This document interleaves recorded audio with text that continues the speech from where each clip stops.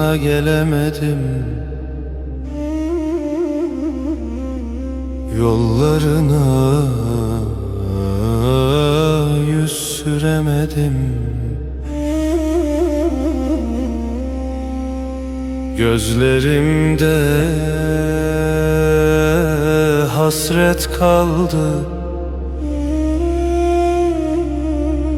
Adını bile diyemedim.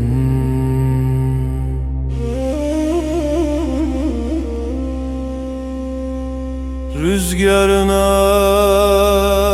selam yolladım.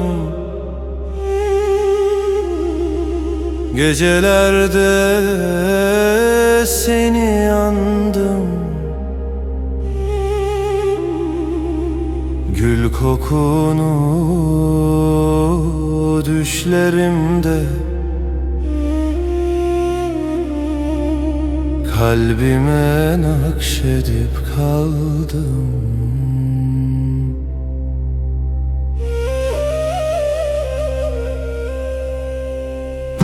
Ey Resulün nurlu yurdu,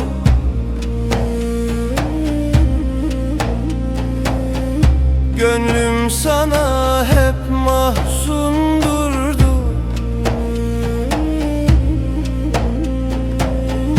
Bir gün olur kavuşursam,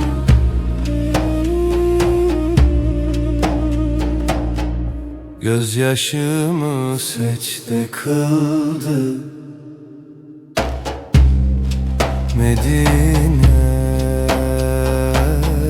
Sana gelemedim.